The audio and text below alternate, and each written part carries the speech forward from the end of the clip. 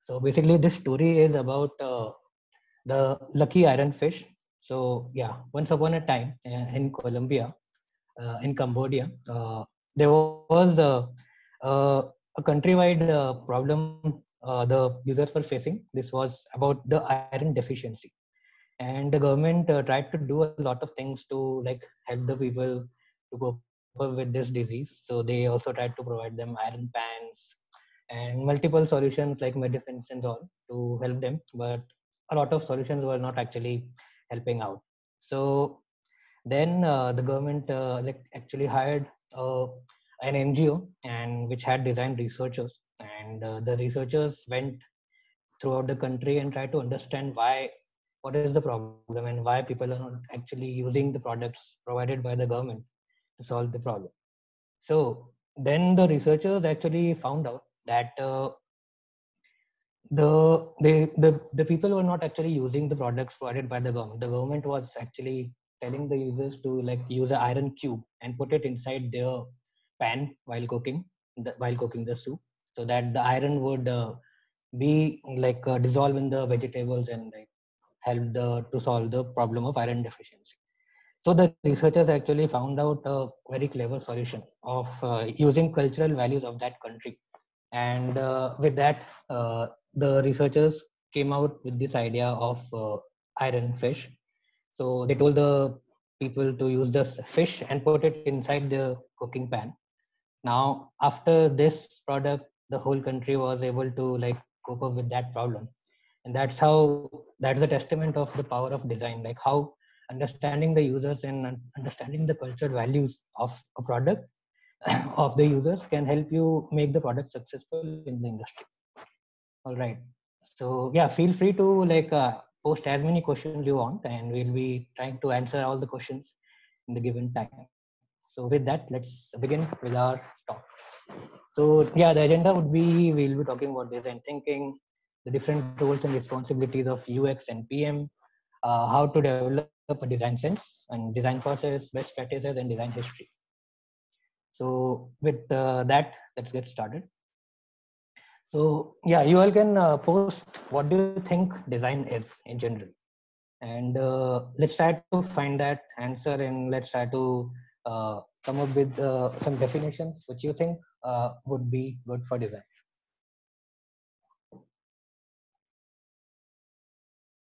All right, I'll proceed with it, and maybe Ankit can later on tell me what were the comments from the users. Sure. So yeah, so there are like many definitions of design in general.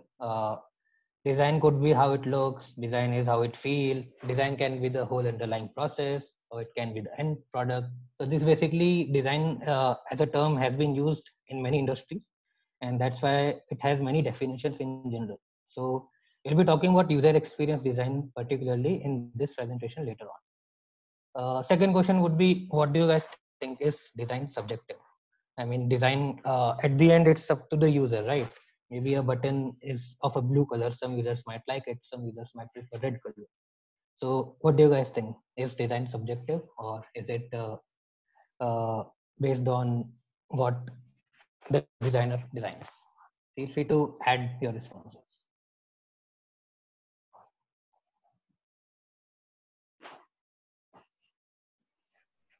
All right, let's proceed.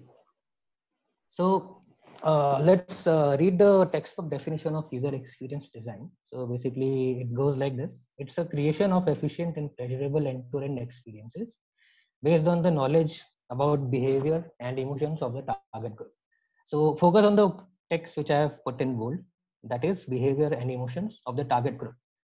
So whenever we design based on the behavior of the user, then the design is no more subjective, because then you have made sure that you have catered to the emotions and behavior of the users, and that's where the users would relate to the design very well, and they would feel it natural for use. So that's where the design becomes objective, when we apply design process and build the process with the user centered approach. All right. But in reality, that doesn't happen. Not everybody knows the definition of design. Some people would say make it pop, or add some wow factor to it, or that's how this company does it, so you should also design like this, or the design doesn't look good, or our users like minimal design, and there can be hundreds of different opinions or feedback given by others. Now it's our responsibility to read between the lines. Like we should be not that hard on others to give a proper definition of design. It's just they are trying to express what they feel, and it's the job of product managers and designers to read between the lines and understand what they actually mean by it. So since like a lot of you are already product managers or are trying to get into product management, so basically you will be sitting right in the center of the three big circles, that is UX, tech, and business. And as a product manager, like you will be mostly collaborating and making sure that every circle has been heard and has like proper value and addition in the company. Consider it like a stool with three legs. If any leg is shorter, the stool would fall. So that's where the role of a product manager is really important, to keep a good balance between these three domains in the industry. Cool. So since we'll be talking more about design, so let's talk about the collaboration of a UX designer and product manager. So the role of product manager and UX designer, they sometimes at some places they overlap a lot, and that basically depends on the culture and the nature of the company, and even sometimes the nature of the product. So a lot of times in the red circle you can see all the roles and responsibilities of PM, like tech tries to cater, like provide data analytics, find the product market fit, custom discovery, road mapping, MVP, and so on. Similarly, a designer has roles and responsibilities like provide the visual design, interaction design, usability testing, prototyping, user research, and use case definition. Now, it's the nature of the project which defines the sort of overlap. And as product managers, just make sure that you are getting and all these different processes are being taken care of, no matter who does it, but at least make sure that it is being done, and the company is following the product, has gone through all these different stages and steps for a better product. All right. Let's talk about a little bit about the history of UX, how your experience came into the picture, and where it started and where it is now. So the UX as term, it was not there in the industry from long time. People just used to call it design or art, but it was there actually from a long time. If you will see, for example, in Vedic period, we had the concept of Vastu Shastra. Vastu Shastra is basically the traditional system of space design, and with the help of this design, the system try to bring in like positivity in the people with the help of the layout of the house. So that is something which you are like taking care to make the layout such that it is adding value to the user and making their experience of staying at home better. So that's like a way that's, we can say it is a start of UX from Vedic period. Similarly, in the 14th century, Leonardo, he came up with a lot of different ideas, lot of designs, lot of paintings and patents. So, like for example, in the Manchurian Man, he tried to explore the anatomy of human body and try to understand how the human body works.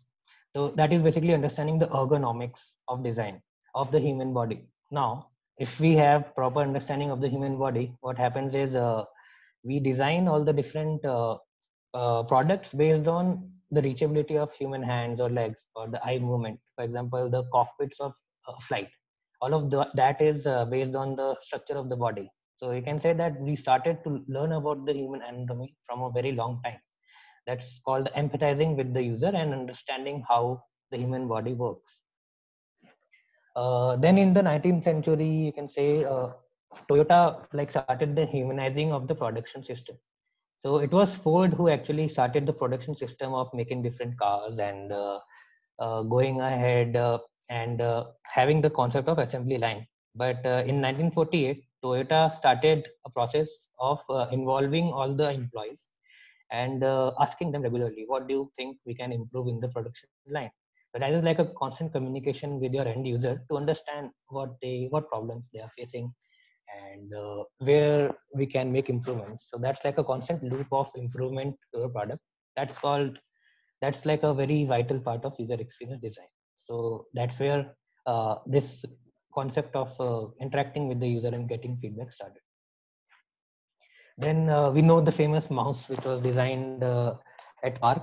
Park is basically the R&D center of Xerox, and from here you can say the globalization, the wide scale use of computers actually started, and people were actually using a mouse to use the graphical user interface. So this was like a very important milestone in the history of computers.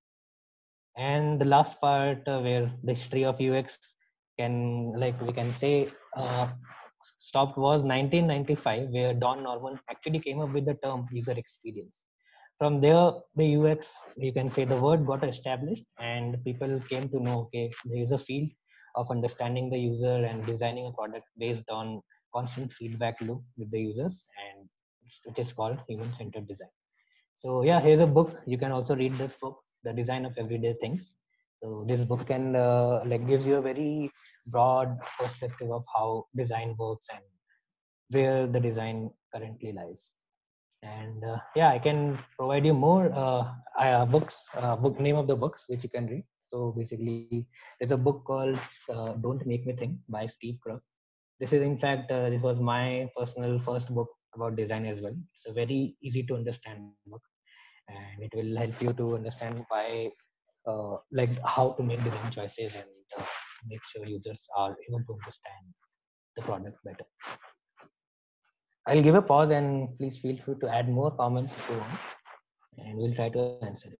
Ankit, any questions so far? None so far. Guys, feel free to ask any questions also so far to Vaibhav. And yeah, can be related to design, can be related to how PMs work with design, anything, right? So Vaibhav, one very interesting thing with people when you ask the first question, which was what is design, right? So a lot of people have written visual representation of anything. Design is about solving problems, mindset to solve problems, creating solutions to a problem, right? I think you can probably just like describe it better that what essentially is design, right? Yeah. So design, like as I said, is like is it's a term which has been used by multiple industries, and it can mean different for different companies or industries. But if you specifically talk about the user experience design, so this is basically designing a product based on the target group and understanding their emotions and motivations. And so if you design something based on that, so then it becomes a product which is usable and accessible for the user. So that's where a good design and a bad design can be differentiated. So to follow the design process, so we'll be talking about the design process later on. So if we follow the design process, that helps us make sure that we are like designing in the right direction and the product is working as intended for the users. All right. So yeah, let's go ahead. So yeah, here's another website you can go on and check for different articles to learn more about design. It's called Nielsen Normal Group. So Don Norman actually co-founded this with Nielsen, and this is a good website to read more about design and get good inspiration and articles from there. Vaibhav, one question. Sorry to interrupt. Just one question. I think we can take. So, can anyone directly get into product management, or does one has to become UX designer first and then PM? I like to answer that. No, you do not need to first become a UX designer and then PM. You actually, yeah, I mean, you don't need to first become a UX designer or first become a developer or first become X or Y to become a PM, right? So you can become a PM, but then you need to learn enough to actually empathize with the designers.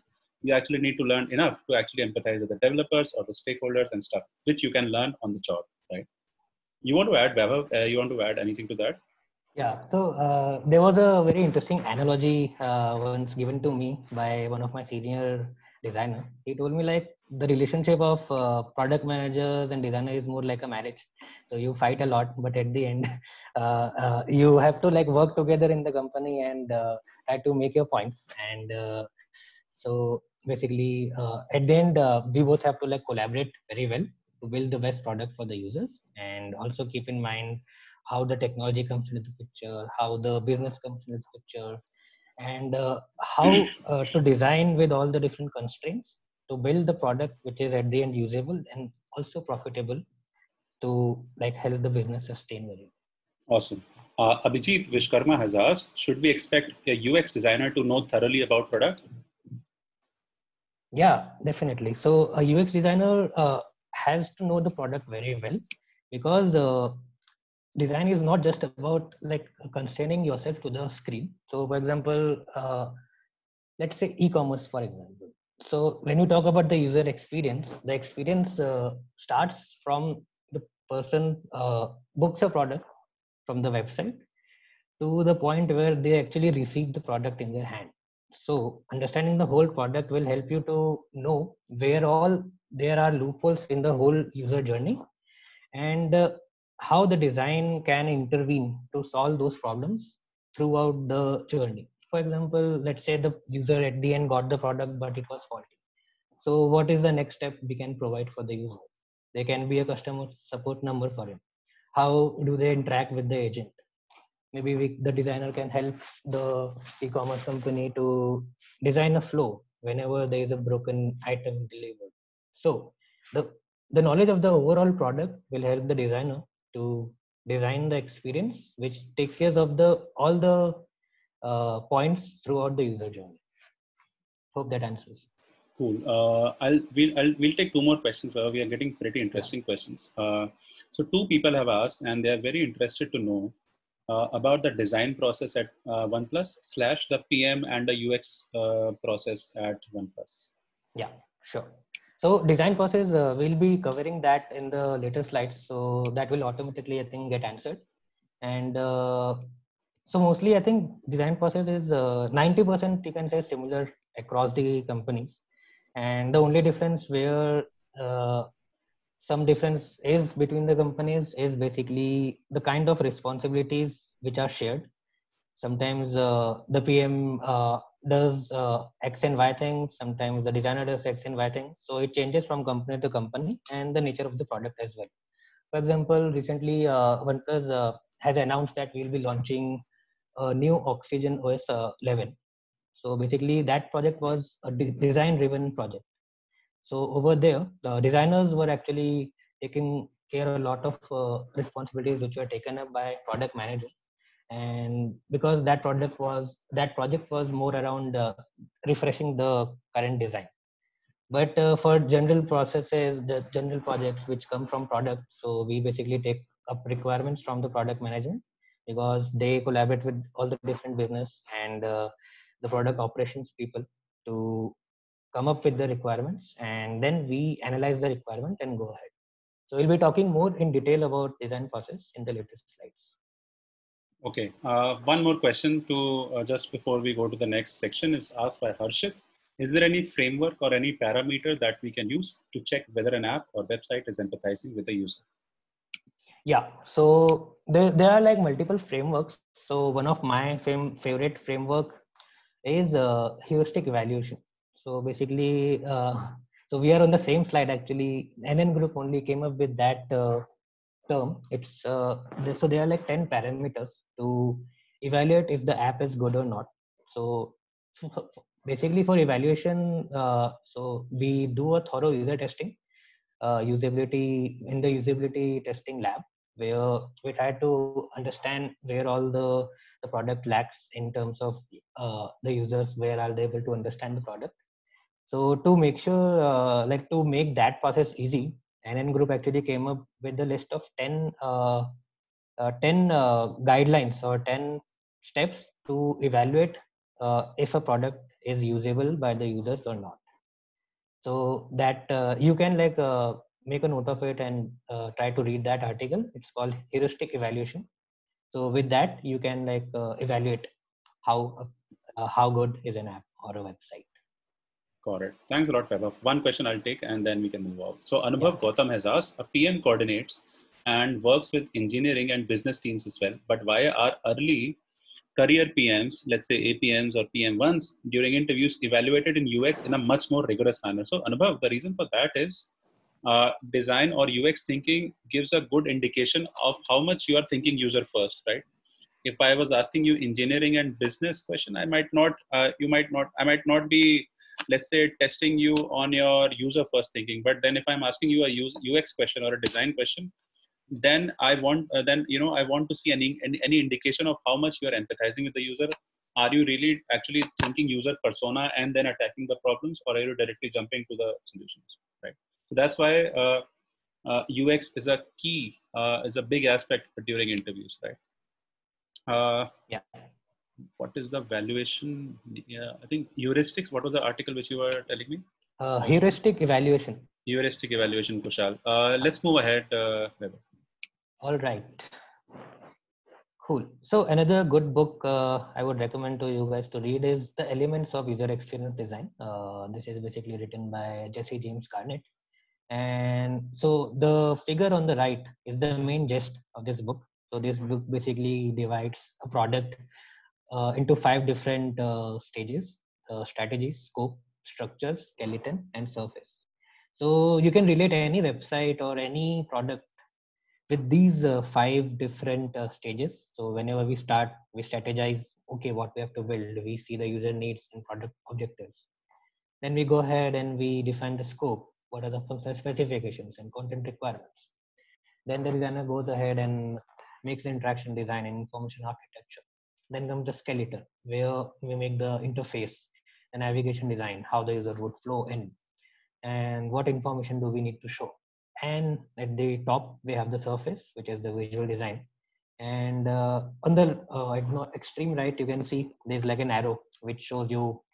So at the bottom, the whole concept, the whole idea is very abstract. And as we go up, it becomes more concrete and more actionable and more usable for the user. So this book basically tries to highlight all of the different aspects of a product development cycle.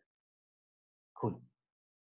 Now let's talk about design senses. So just like human body, like we have 5 senses. So when we become a designer or when we want to become a designer, we need to develop these 7 senses to make really good designs and understand your user. So the sense number 1 is to question the status quo. So on the right hand side, you can see that this character from Scooby Doo, we do like a lot of times we get ghost, and every time that ghost actually is a human being. Similarly, as product managers or designers, whenever you go to the industry, you will get requirements from your CEO or from your clients, and those requirements will be like very straightforward and very simplified for you. So it's your job to dig deeper into that problem and question like why this requirement is there. For example, you get a requirement to make a login page. So you have to dig deeper and understand why we have to make the login page. Why can't we just onboard the user and show them the products and ask for login when they want to actually check out? So that's how it's really important for you to question the design brief or the requirement which has been given to you, so that you are able to unearth the unanswered question and try to understand the product or the requirement very well. The second sense to develop is the sense of doing a research. So designing anything without prior research is like an art. So art is basically whatever the artist feel is good, but design is something which is based on evidence. So user experience design, you can call it, is like it's a very scientific way of making a product rather than a creative way. So it's a mix of science and creativity. The third sense which you have to develop is to define the ROI of design. So whenever we go to a company, uh, like we'll be very lucky if the company already understands the value of design. But if that value is lacking, try to evangelize like the importance of design driven processes, and try to associate, like for example, there is a login page and you want to make sure that that login page is performing really well. So attach some key metric, give some statistics to that okay, with the help of design we will try to increase the click through rate by 20%. So that's how you establish the importance of design and make sure that company is having a good design culture within it. So the fourth sense is to go deep into the problem and invite into the solutions. Just like this an iceberg. So at the end, the design should be invisible for the user. They should just feel naturally that, okay, this is how this product should work. And at the background, the designer and the product managers will be spending a lot of will be exploring a lot of different things to at the end give a very simplified solution to the user. So that's where the going deep into the problem and wide into the solutions come into the picture. Wide into the solutions means exploring a lot of directions and finally coming down to one direction and providing one simple solution for the user. So the fifth sense is to take a step back. So this is my personal favorite sense as well. So basically, whenever like you start your day, you go to the office. These days, like you work from the home, so you start your laptop, you open your laptop. So any project you are working on, just take a deep breath, step back, and try to answer like yourself that why are you building this product, and what were the initial goals for the user which you want to meet. What happens is when we start a product, when we start a project, we become like when the horse run into a race, we like provide blinkers to them so that they are always focused to go ahead. So that also happens with us when we design a project. uh, we get narrow vision, and to help us again look at the core reason for building a product. So if we take a step back, we get a different perspective to look at the same problem with a different eye, and that helps us to be on the right track and to answer the directions. All right. The second last sense is there is no such thing as a stupid user. Every user has a different taste for the product, and they come from different background. They have different experiences, and that's why they have different expectations from the product. So we cannot say that okay, this user is not able to use my product. That means the user might be stupid. In fact, the product is stupid because the product is not able to answer or to meet the requirements of the user. So always keep this sense in mind that there is no such thing as a stupid user. All right. The last sense to develop is to bring in the human touch. So, like product design in general, like you can create very well defined wireframes and make a very good design, a UI. But at the end, it's all about the small little things which make the product really fascinating for the users to use it and to use it with delight. So here's one example. So on the right, you can see like there are two OnePlus devices. So uh, this is the experience of sharing files from one device to another. So whenever you get a new OnePlus, what you can do is you can transfer your old data from your old device to new device. So we could have like simply have a progress bar. We can show okay, 10% of data from here has been transferred from device one to device two. But instead of that, we tried to bring a human touch, and you can I will play this animation to give a better idea. So just look at these small people who are like transferring boxes from one phone to another, and then it's going inside a truck. So that's where the bringing in the human touch makes the product like to feel it's designed well and it understands your user. Any questions so far, Ankit? Yes, so we've got some really interesting question. So Shreyans has asked, can you please give an example of how the 7 senses of design were used for a particular product? You can probably take one product and just explain how the 7 senses. In fact, one you might have designed something at OnePlus, and you can explain that.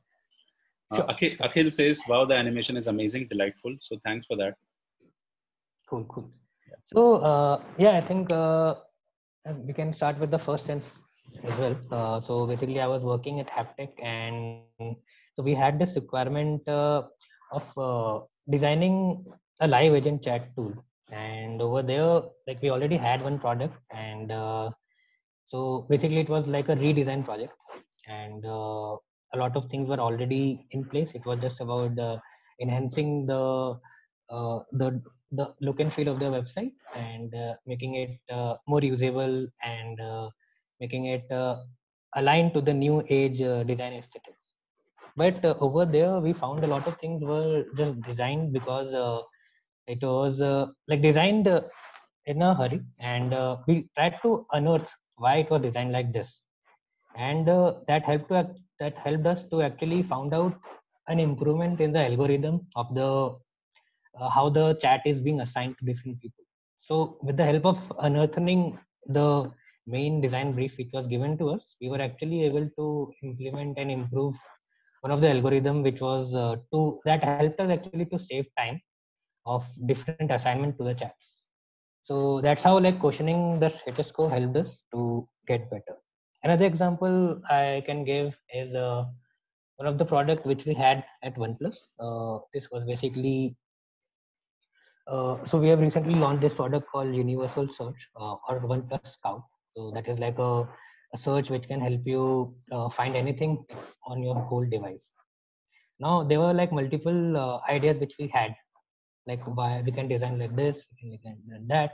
But we first tried to question the status quo that okay, why are we designing this, and why this requirement came into the picture.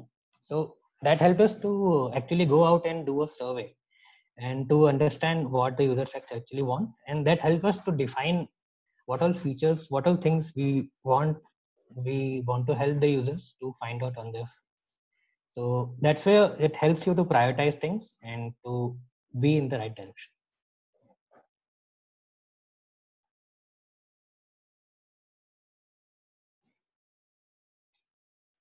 All right. Any other question? So one of the question is, it's by Shilpi. She asked, what are the important metrics to test UX? Yeah, go ahead. Yeah. Basically, whenever we design a project, we can define in the throughout the user journey where all we want to optimize the pain points of the user.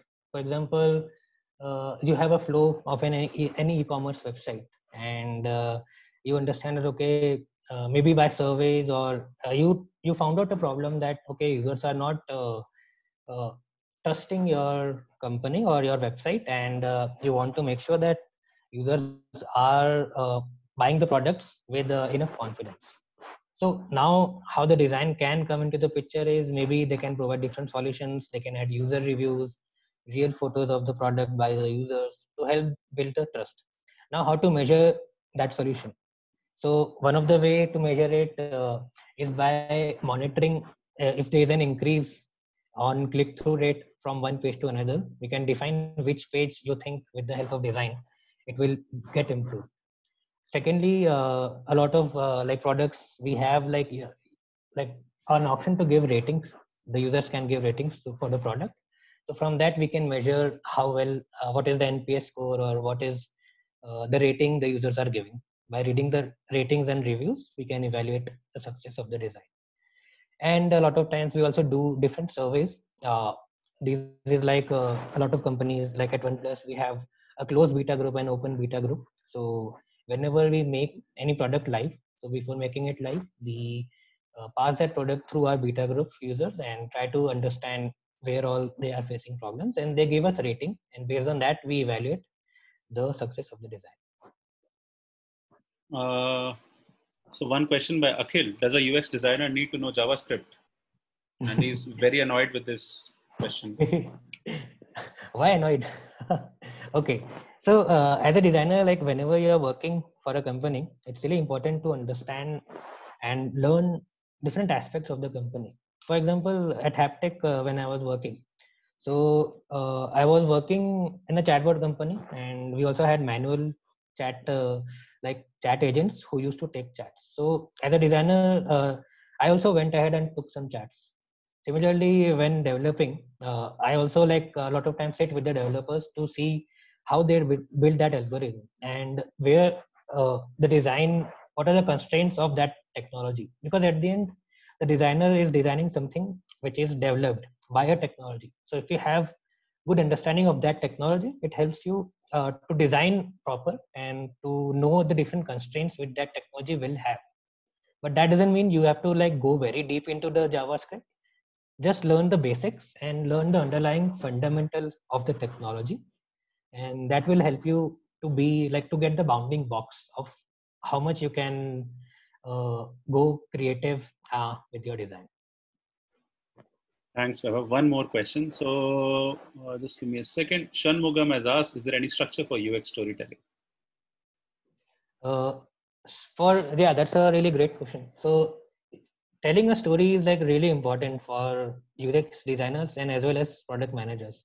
So with the help of stories, you make sure that you give an analogy for the problem, and it tries to make sure that the product is more understandable by other stakeholders. So as far as the structure is concerned, so the story should it's better like there's no I think as such structure, but you just have to like give an analogy of how this product can be related to anything which is like already natural in the society, in the industry, or you can maybe uh, evaluate like provide it with a reference to any other existing product, or just relate it to any natural phenomenon. So for example, you can say like a story of transferring of the files on the, for example, the seventh sense itself. This is like a story which you can start with, and that story can relate to the final end product. So that's where making the story helps the other stakeholders as well to understand well, and that can relate not only till the developers or the business, but also till the marketing team. So whenever the marketing team goes ahead and tries to sell their product, so that story which started right from the beginning can actually go till the end and relate to your users as well. Correct. We'll take one more question. Arjav has asked. So for a startup, it's better, and I might also want to chip in here. For a startup, it's better to test first with some limited users, and through ratings or through reviews of that product, we can improve it even before any official launch. Arjav, yes, ideally we can do that. Let's say if I were to talk about high growth and high on funding companies which want to release as soon as possible, a lot of the times we rely on a PM and a UX person's intuition that this product will fly, right? If you have the luxury, do a small usability testing sort of around, right? Like reach out to, let's say, 10-15 users, do, let's say, a focus group sort of around, but that should be quick, right? You do that usability testing and then you basically take that feature into development. Whereas if you look at a company like Adobe or Google, they have a lot of iterations of design before the product launches, because again, they have time. The release cycle is maybe slightly much longer, right? Again, yeah. Whether Yeah, you want to add yeah, anything I on think it? Ankit has summed up it really well. And be it a small company or a big company, at the end, if you test your product very well before making it live to the 100% audience, it will like help you save a lot of development effort, design Yeah, effort, and the effort from the whole company. And make sure that you have designed a well product. And yeah, I think that I have also covered that point later in the slides, so we'll be talking more about that. correct. One more question. Uh, how can I, Abhijit will come to a question later. Dinesh has asked, how can I improve my storytelling skill for client? Hmm. So I think that is something I don't have any straightforward answer to that, but I feel it comes with experience, and just try to come up with stories. So one thing what I sometimes do is I make myself a designer of any product and try to like go reverse and understand how this product actually would have started and what story I can tell about it. And that's how I sometimes make a story for a product that helps me to understand, and that I actually use it ahead for my future projects. Correct. Vaibhav, yeah, we can move ahead. All right, let's go ahead. And so yeah, let's talk about UX as a field. Like a lot of different fields have now emerged, and this Venn diagram actually sums up very well of how UX in industry goes ahead. So if you'll see at the outer parts, so there's like the core. They are like the core fields like mechanical engineering, electrical engineering, psychology, physiology. All of these like started way back, and then a lot of different people came in, a lot of different users came in, a lot of products came in, and new fields got started to emerge. New fields like architecture, industrial design, human factors, and ergonomics started. Architecture is like a mix of civil engineering and creativity. Similarly, like new fields started to get emerge. And here you can see like this brown circle, which is user experience design. And interestingly, you can see even in UX, there are like multiple things. There are like motion design, communication design. There's a field called UX writers. So UX is like very broad in general, and I'm really sure in future this Venn diagram will become more crowded, and a lot of different more fields will come into the picture. It's just a start, you can say. So now let's come to a topic which is like really important as PMs and UX designers to understand, which is called the mental model. So mental model is basically the way a user perceives that the system would work. So this mental model is something which is developed based on the past experiences and encounters of a user with a product. For example, this shutdown button. This icon we associated with turning off a device, and wherever we will see it, we have this model that okay, if I press this, it will turn off. It's as simple as that. So the user has made this, have learned it, and it's a part of their knowledge. So as a PM, it's really important to understand what is the mental model of the user and what they think and feel how the product would work. For example, it's a very simple design.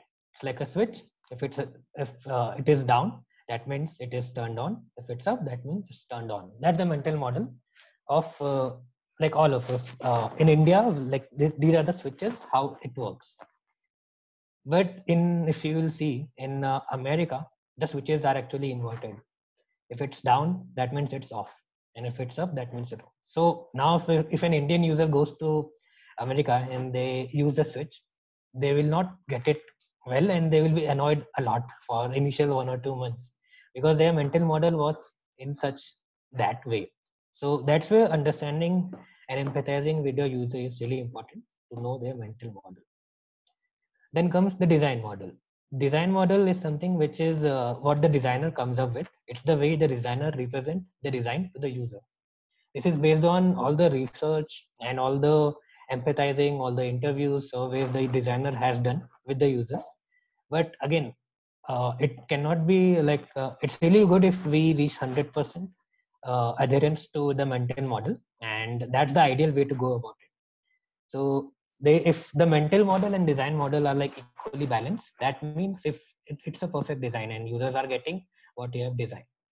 So that's the aim we have to reach to build the best product. So another example of matching the mental model and design model is here's a screenshot of a popular game, PUBG. Here you can see the kind of typography, the kind of colors the designer has used. So the mental model of PUBG users, you can say like they like very intense gameplay. They like are very adventurous and they like the action. So that is like reflected in the design model as well. You can see the kind of colors they have used, sharp edges for button, and so on.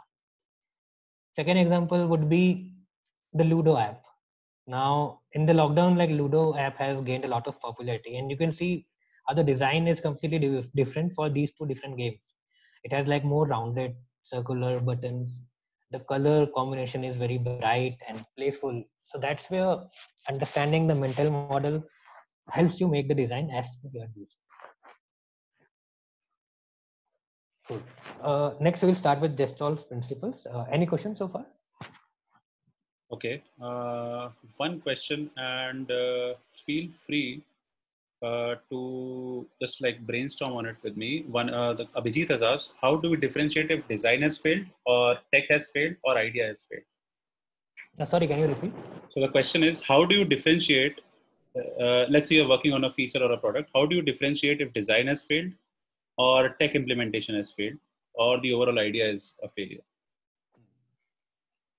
All right. Would you like to start with it? Thank you. So I think, so for implementation, tech implementation, you would have stuff like, you usually measure stuff like load time, or you usually measure stuff like bug-free application, or functionality not working. I would attribute those to tech, right? For UX, if I believe that the tech is working fine, then I'm just thinking for UX, a good way to find out if the design is not working would be the funnel drops from each stage. Uh, Again, if the idea is not working, then maybe I'm just thinking out loud that users, if the idea is not working, how do you attribute that? Maybe that the users are not at all actually using a product, or not even reaching the intended action, or not actually performing the intended action. And maybe Abhijit, I'll think more on this question. That's a very good question, and that's why I brought it up. I'll think about it, and I'll obviously connect with you and tell you. Yeah. Right. So yeah, I think it's a really interesting question, and when I'm thinking, what would be the right answer? So basically, at the end, it's the if a product is like not working really well. For example, you gave the idea, the the idea of a loading time. So if there's a lot of loading time, it can be a tech issue. But as a designer, maybe as a designer, before the product goes live, Right. maybe you empathized or you interacted with the developers, and the developers already told you that there would be a load time for sure at this stage. So as a designer, if you already know that there will be loading, so maybe you can provide a good loader and some good information that okay, it will take 6 seconds to load. So like that, as a designer, you can like always try to make sure if there is anything which will happen, so you just inform the user at the right time to make sure it doesn't feel like a failure of the product. And any other way of looking at it would be, for example, there is a funnel, and at the end only 10% users are getting out. So it can be a failure of the design, or it can be a failure of the how you price the product or how you market the product. So there can be like multiple reasons. And so we generally, how in the industry we do it is, we try to it's like called a post-mortem report, where we analyze all the different aspects how the product could have been failed, and that helps us to like define whether this feature should exist or should it go away. And that's how we go about it. Okay. I'll take one. So two people have asked, and they're really interested to know how does OnePlus recruits UX interns? Yeah. Okay. So as of now, we haven't in the India team. It has been a year when we have established the R&D center at Hyderabad, and we haven't hired any interns so far. And we are in the process of expanding our team. We started from one, and now we are like 6 people in the team. And internships is something which we have already like it's in our pipeline, and it will be like soon into the picture, but not as of now. Okay. One more question, and then we can move on to the next slide. Harshit has asked, do you have any idea, and I might also want to answer this, do you have any idea how deep should we know about design to be able to solve design case studies asked in PM interviews, right? So Harshit, you do not need to know design much in detail, I would say. We are mostly looking for your common sense and on your approach, right? So the idea is if you are taking a case study, if you're asked in an interview, design X for Y, then first of all, at least what I would expect is tell us the user persona for whom you are solving this problem. Write down the pain points, right, of that user persona. Let's say you want to revamp the banking experience, right, for millennials. So think about who will be your TG or the target user. Think about what are his problems, his or her problems with respect to finance or banking, and then write down the solutions for that. And on a basic pen and paper wireframe or a Balsamic or a Figma wireframe, try to draw something, try to visualize what you're thinking, right? If it makes basic sense, it might not be very fancy, it might not be very jazzy, it might maybe it might not be, let's say, for a if a UX designer sees it, he might not like it, but it should make some amount of sense, some basic sense, right? For us to judge how good are your, at least how good is your approach, right? We might not look for the exact solution. Yeah, I think you have summed up it very well. So Yeah. basically, the key lies into the approach, and just like in the interviews, mostly the interviewers look at how well your fundamentals are, and You don't have to be really like perfect, because in the interview it's just about evaluating will you be able to do it when you join the company. Correct. So just showing that that motivation, or some like uh, some way of showing that okay, you care about the user, and Yeah. try to make sure that the users are involved on the and at every step. That's what it really matters. Yeah, just the intent that, okay, I thought about and I visualized this and it makes some amount of sense, right? Arjav has asked, can you give examples of some product startups which are designed as a USP? Good examples which come to my mind is Airbnb and Cred. Yeah, those are the ones which come to my mind. Do we need to do user testing on PM intern assignment? What does that mean? Siddharth, you might just want to write what does that mean, PM intern assignment. And one more question. Just give me a second. Kushal has asked, that's a very interesting question. I think this is faced by a lot of PMs and early PMs. How do you handle situations like when the PM says add a pop-up here when you know that it does not make sense? So Kushal, it would be really beneficial if you as a designer or a UX person knows about metrics, right? A lot of the times, a UX designer might, maybe there would be some sort of UX channel, they might not care about the metrics so much. But if you can identify what are the metrics which will be affected because of adding by a random request by a PM, then you can explain him better that, hey, look, if you add a pop-up here, then your click-through rate might go down, or you might face a funnel drop, and hence because of that you might face a revenue drop, right? So it's a give and take sort of a relationship. You also empathize with the PM, and the PM also empathizes with you, right? Yeah, yeah, you have put it very well. And that's what we call like giving a background. So whenever like a PM gives up a requirement to the UX designer, so basically if like the designers are beginner in the industry, so they might not do the question the status quo thing, and they might not dig deeper, and that's where the disconnect happens, and there's like a lot of communication gap. Like PM says do like this, but designers might not. So that's where giving a good background to a designer will help. All right. So just Siddhartha's question. I have been given a PM intern assignment to redesign the homepage of Netflix as a PM. Do I need to do user testing? Siddharth, depends on how much time do you have. You have 2 weeks to do, 3 weeks to do the assignment. I don't believe so. You might have 3 or 4 days to solve that assignment. So as a PM intern assignment, I'm not sure if you'll be able to do that user testing, right? You can go around, maybe show it to your friends that, hey, this is what I'm thinking might work. Maybe take a feedback from 2 or 3 people, 1 or 2 people, or 3 or 4 at max, and then go ahead with it. Take the improvements, take the suggestions from them, improve upon that wireframe which you're making, and just send it. It's an assignment as of now, right? It's not a full-fledged feature, right? User testing, basically it takes a while, 2 3 weeks, 3 4 weeks to actual user testing. Yep. Let's move ahead, Eva. All right. All right. So our next topic is Gestalt principles. So these principles will basically help you design good wireframes, and it's more about how the psychology works for a user when they are looking at any app or website, and how they group things to visually see and make sense out of it. So the first law is the law of proximity. So for example, like this grid, you can see like it's there in a lot of different websites like LinkedIn, Facebook, anywhere. So if we keep things in proximity to each other, so they tend to create a group in itself, and when the user tries to see it, they make a sense out of it. Like, okay, there are 3 lines in a circle. That means this group is talking about that particular circle, and these 3 lines are related to that circle, and there are like 6 different items to it.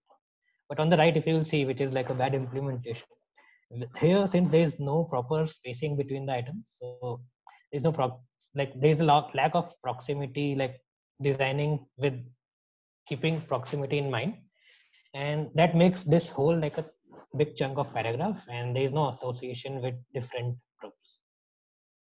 Second law is the law of similarity. So basically, if you want a good hierarchy in your website or app, you have to make sure that the things look similar. And if something needs to stand out, that thing should come out. For example, you can see there are like three icons with some description with it. And if we have those three icons of same height and width, same color, that means it feels like they are in the same hierarchy. But on the right, if you will see, even if you change the color slightly, it feels like, okay, the central part is on a higher level and the rest of the two parts are at the lower level. So that's how it's really important to show what things are similar and what things are not. Third law is the law of common region. So this is basically used to differentiate and to set a good boundary to different information. And on the left hand side, you can see like the designer had added different boxes. So that helps to group things and separate out things very well. And on the right hand side, if you'll see, like it feels like there is no structure to it and there is no proper differentiation of what information is belonging to which. The next law is the law of figure and ground. So this is basically to define the, we call it the z-axis, basically how much depth is there to different elements. So let's say whenever the user starts typing on a search bar, so we try to make sure that the search bar is in the focus and it comes out, it becomes the main focus point of the field. And whenever the user hits enter, or if you have some suggestions, we can show it on the same ground, and then the results are shown. So that's how we like focus. Another similar example would be whenever we do onboarding and we want to highlight the user to, let's say, a cart icon or an accounts icon. So we try to make sure that we highlight and then we take out that, we give it a higher position in the hierarchy and highlight it.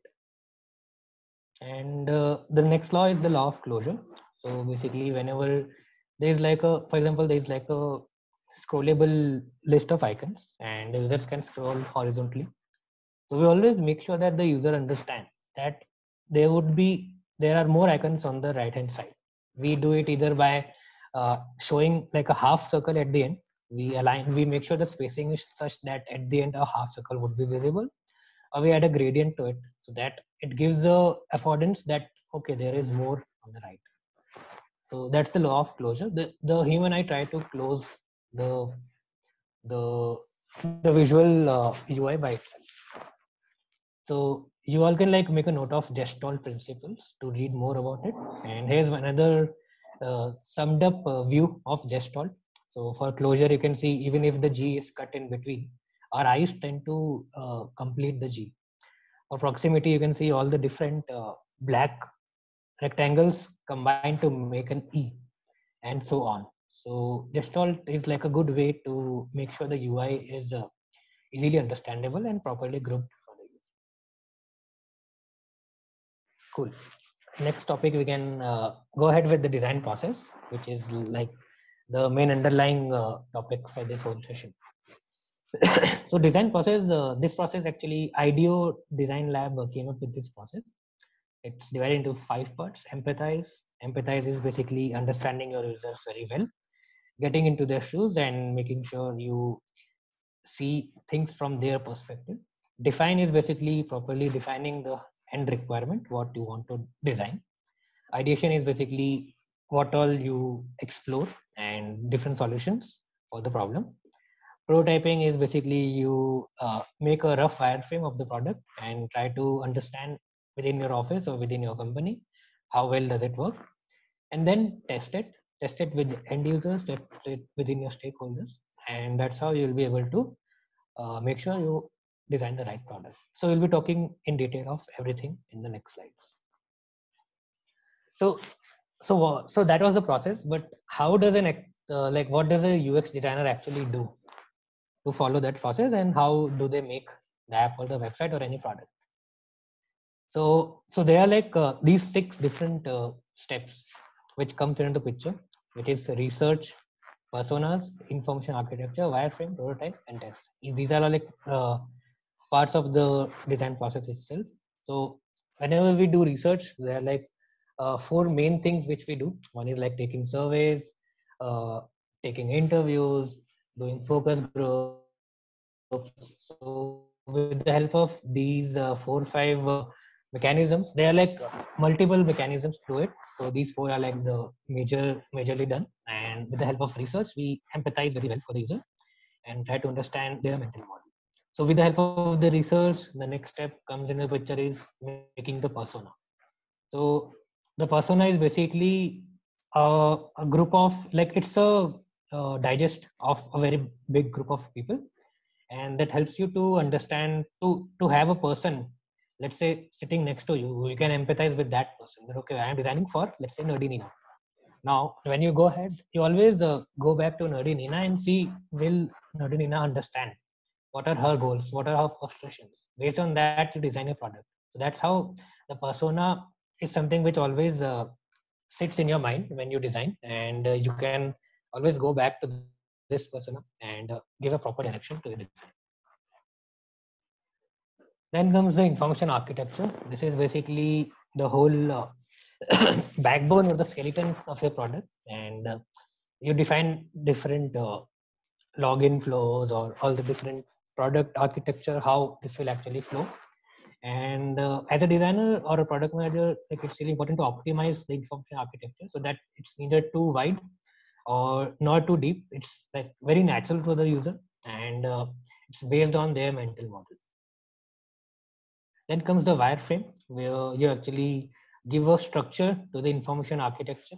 Like, should it have an image, or should it like be a grid structure or a list structure? So you basically design all of that. You come up with multiple wireframes and you test it, and you evaluate with which wireframe would go very well for the internet purpose.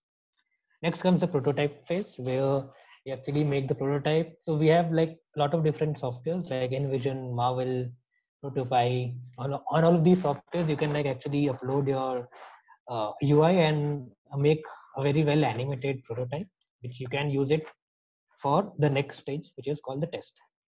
So in the testing, we use the prototype. Sometimes we use a very low fidelity prototype, which is like made by a designer. We use it and we test it with the user. And if we have enough time and resources, we also sometimes actually develop the product and test it with that product with the users. And that helps us to understand what are the gaps in the design and where all we can improve. So that's the overall day of a UX designer, you can say, in a company. Cool. Any questions so far? Prajwal is asking, could you please share the prototype tools again? Marvel is one tool, Prajwal. InVision is one tool. What else? What are the other tools? Yeah, so there's a tool called Protopie. It is used to make prototypes with very high fidelity, like very realistic animations. So you can make a note of that, Protopie. And now these days, even the softwares on which you design, they themselves provide you the ability to do prototyping. For example, Sketch has come up with the prototyping software inbuilt, and we have started using Figma a lot these days. So even Figma provides you the means to do prototyping there itself. So actually now you don't have to go to some other platform. You can do it right where you design. Arjav has asked a very interesting question: how to test wireframe when they aren't interactive? Is it an internal testing team? Yeah. So when you actually take just a plain wireframe into the user, they will definitely not understand, and their feedback might not count really valid, because the wireframe is like a very initial stage, and their feedback mostly would be around, this doesn't look good, the color is not good. So it's better like when you go to the end user, you make it a bit realistic for them. But for any like very initial level of validation, like for a simple decision like should it be a list or should it be a grid, if you want to test it, you can maybe go to a user and give them some background and test that wireframe. But it's recommended to make it realistic and then test it. Correct. Guys, I also feel that it should like there is a good like a PM and a designer. They also have some skills, right? So you also can rely. Let's say you're making a wireframe, a UX designer or a PM, they are making it via their let's say their own knowledge that what would work, right? So when you go to the user, you usually take a prototype. You might not want to take a wireframe, and Bhavnesh, I believe this answer by Vaibhav also solves your question.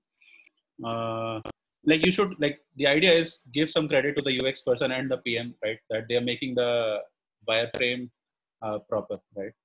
They can obviously test it once they have the prototype ready. Harshit has asked why companies don't prefer BTech fresher guys even for an APM role. That's not true. A lot of companies actually prefer.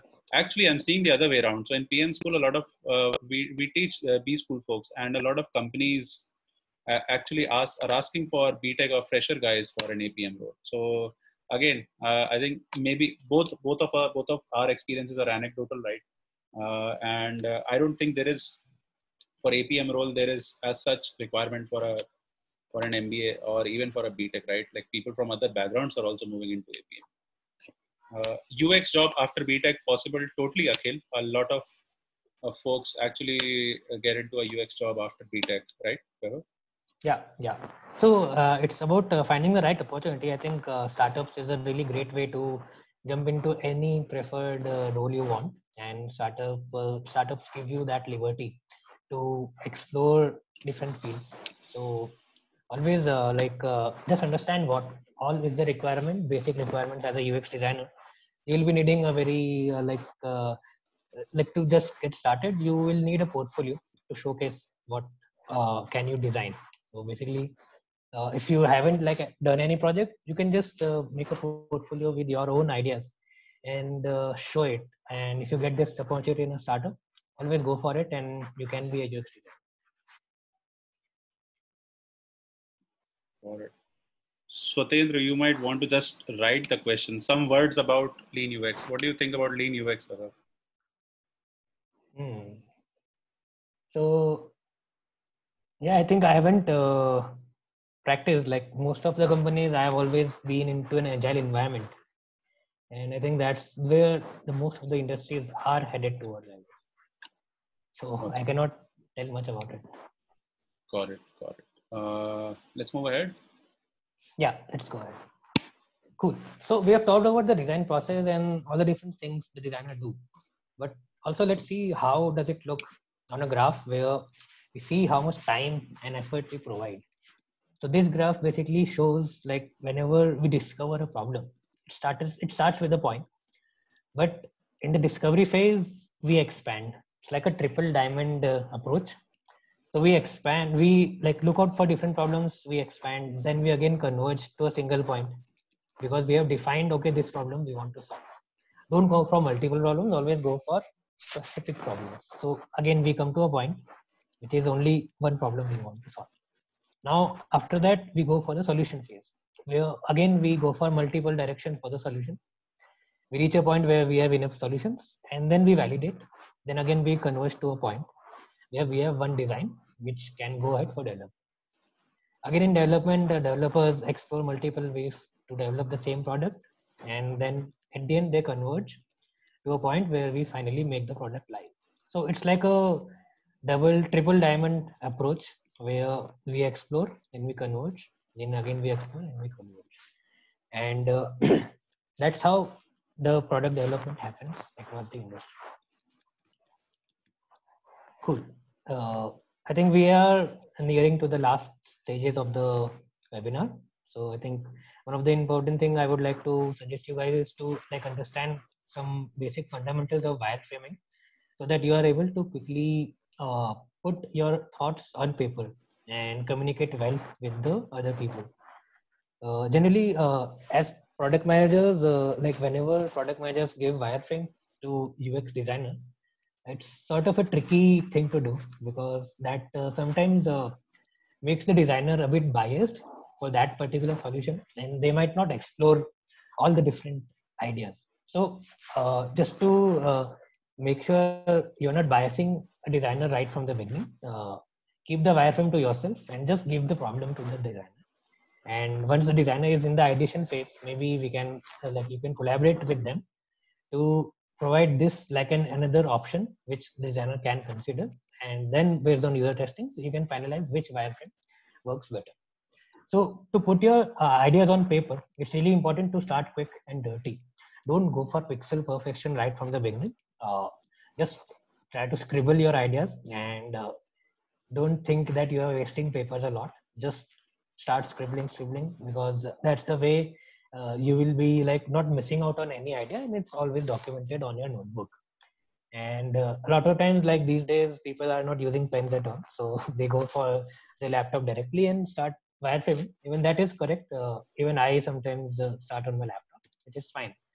And start with black and white wireframes, because when you add colors to it, you automatically start to adjust different elements, and you then are no more exploring ideas, you are just improving that particular UI.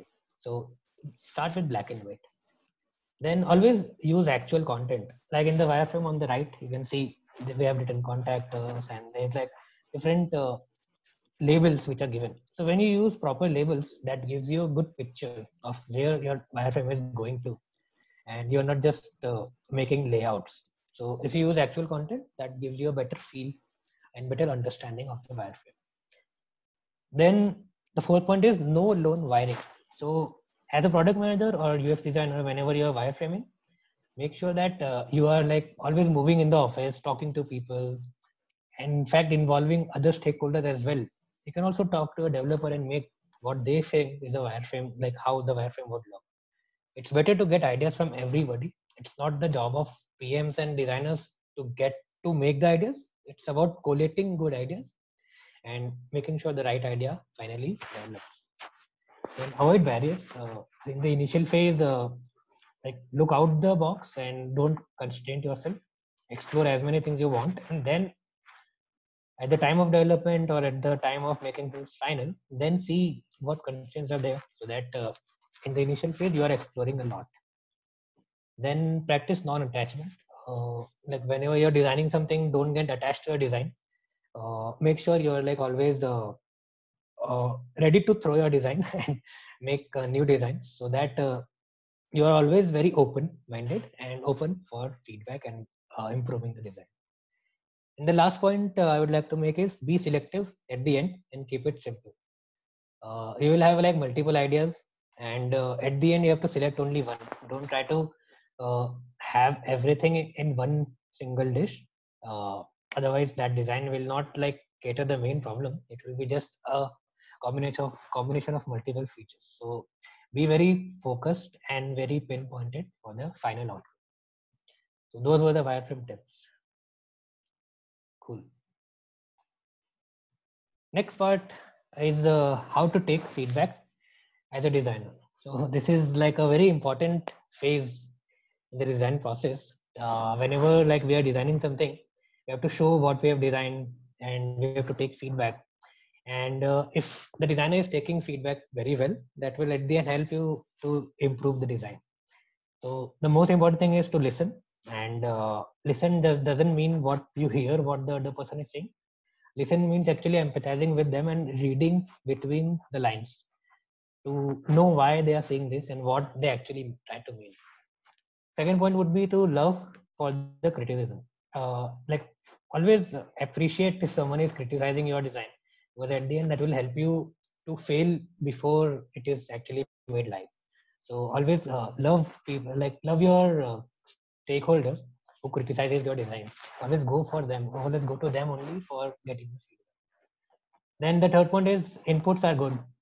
Everybody like always promote people to give inputs. Don't just show it to them, and if they are not giving any inputs, try to motivate them and give them some clues to give more inputs. But at the same time, implementing all the inputs is bad. You have to be very keen and very focused on like you have to try to catch the bullshit of which input is good and which input is bad. If you'll implement everything in design, it will end up to be a not that well designed product. So always analyze all the inputs and implement only those which actually make sense. Then the fifth point is better fail in beta than in production. That's called the user testing. Basically, always test your product. Make sure like if you have like lack of resource of time, improvise and see how you can test it with the limited resources, but always test it and only then make it live. And maintain good versions and documents, not like the image I have shared. It's like the thing what you should not do. New final, final. That's how like all the beginner designers save their files. So make sure you have documented every idea and given a good version number to your design, so that you always can go back and understand why you did not went ahead with this design and you went for that. So that's how you take feedback as a designer. And the last slide of this presentation is how to give feedback to designers. So like whenever product managers and designers or developers, they all sit together, really important to like give background and provide the list of changes. So if we give the background, that helps the designer to understand, okay, why we are making this change. So that's how the designer can also like put up their points and make sure that the designer can give up their end of logic or the thought process behind the selection of the design. The second point is to understand the design model. So sometimes what happens is you get a design and you are giving a feedback, but you did not understand why the designer made this choice. So try to first question, okay, what was the thought process behind that design? That will give you clarity, okay, that these were the reasons, and that's where this design came into the picture. Third point would be to provide the insights of the mental model. So as a product manager, like you will be having a good reach with the users. You will be having access to Google Analytics or the actual contact number of the users or survey results. So always try to provide the insights of the mental model. Don't just say that, okay, let's shift this button from left to right. Give a proper data set to the stakeholders, to your designers, for making any change. And the fourth point is data driven design. So whenever right from the like when you start the design, always try to make sure that you define the KPIs for that design. That okay, when if you are designing, let's make sure that at least we reach 20% in the funnel, so that right from the beginning you are making sure that you have some data to be reached, some metric to be reached at the end, and at the end you can get feedback that are we able to reach there or not. The last point is to give references, but don't copy without research. So it's really important to like do a comparative analysis. Don't just like reinvent the wheel. Whenever you are designing something, just look out in the industry what others are doing. Maybe they have done already, like they have done some research and they have reached that solution. So try to utilize that solution and have that in your design, but don't just copy it blatantly. Empathize with your users again and see if this approach would make sense for them. So that's where I think the giving a reference and taking inspirations comes into the picture. Yeah, I think we have reached the end of this webinar. Thank you for joining us. Please, any more questions? I think we are good. As of now, we don't have any more questions. I think we already run out of time. Akhil writes, what an enlightening session. Thank you so much, Weber, for the session. Thank you so much for giving us time on a Saturday evening. Thank you so much, guys, for attending the session today. Taking time out on a Saturday evening means a lot to us. And we would put up this content tomorrow at 12 p.m. On our LinkedIn page. Do check it out, right? Feel free to add Fever. Feel free to reach out to me regarding anything regarding PM School or product management. Harshit will share everything on, we'll share it tomorrow at 12 p.m. PPT as well. And please do go and follow LinkedIn page of PM School. And thank you so much, guys. Have a nice weekend ahead. All right. Thank you, everybody, for joining. Bye bye.